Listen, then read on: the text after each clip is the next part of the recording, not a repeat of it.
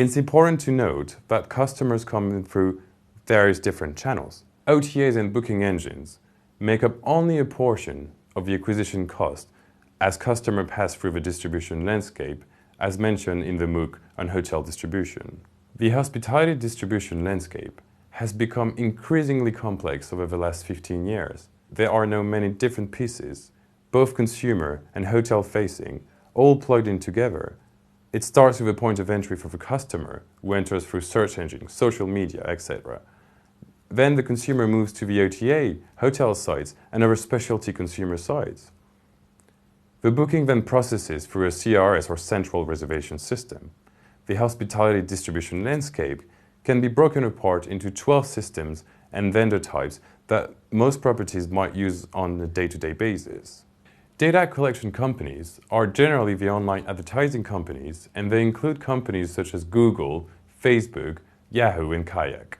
The hotel website is a platform a prospective customer can search for content and book directly through the hotel's booking engine. Example of hotel websites would be Hilton.com or AccorHotels.com.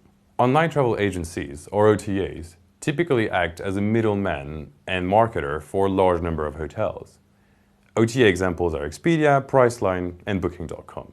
Consumer websites are those that are distribution partners with a hotel or hotel company, reselling or redirecting customers from their business to the hotel. Examples are TripAdvisor for business, United.com, or Uptake. Retail and corporate channels are corporate or travel agents. Example of these channels would be American Express Business and American Express Tap Travel Agent.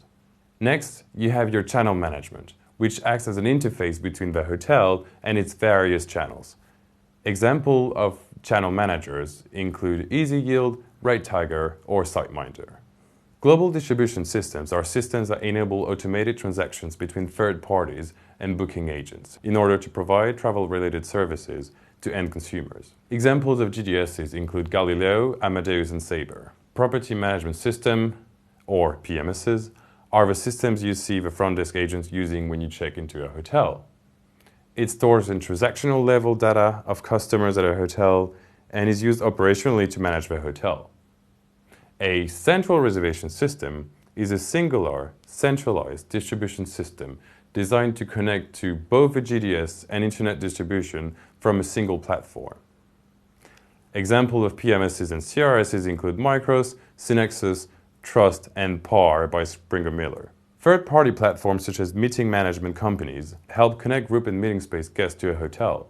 Examples of these platforms include Cvent, Conference Direct, and Starsight. All these different connectivities vary depending on the type of property you are and the type of consumers on which you primarily focus. You could see that each of these different round circles represents the different consumer types and how they make way into your different properties' distribution landscape. To minimize costs being paid to intermediaries, it is up to revenue management to target the right customers for the right price on the right channel. What does this complexity in the distribution landscape mean for segmentation? 1. Complications, and 2. Power.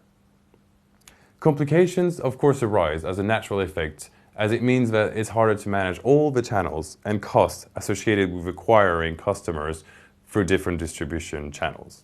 Where there has been a shift in consumer behavior over the past 20 years, don't lose faith. There is empowerment that comes with more accurately understanding your target customers.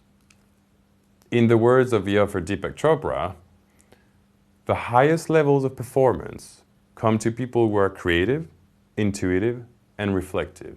People who see a problem as an opportunity. While the fragmentation within the intermediary space, or middleman between consumer and hotel, has impacted property performance, hotels have more access today than ever to customers globally. As a matter of fact, between 2007 and 2012, there was a 97% increase in global internet usage from 1 billion to over 2 billion people, and that rate is only going to increase as it becomes even easier to connect worldwide. Since over 2 billion people have access to the internet, there are no more ways to connect the global community to hotels than ever before. It is vital to ensure hotel operation teams understand the type of customers interested in their type of hotel, and to promote efficiently and then price to make the most profit. Online usage has shifted significantly over the past 20 years. Other than the noticeable BRIC nations, Brazil, Russia, India and China, smaller countries in Asia, Europe and the Middle East have all taken market share from what was once US dominated in the early 90s. From a consumer behavior and segmentation perspective, acknowledging the global marketplace is going to be a key factor for future segmentation. From a revenue management and sales and marketing segmentation perspective, we are leaving the traditional days of macro-level segmentation from just a channel and booking window-driven perspective, and now need to think more dynamic. Nationality, type of device, mobile versus computer versus tablet, used to make the booking, generation, if data is possible to get, and other consumer profile information hotels can now take into consideration when figuring out segmentation. Before jumping too far ahead into the dynamics of segmentation, let's discuss the main types of segmentation, which I discuss in the next video.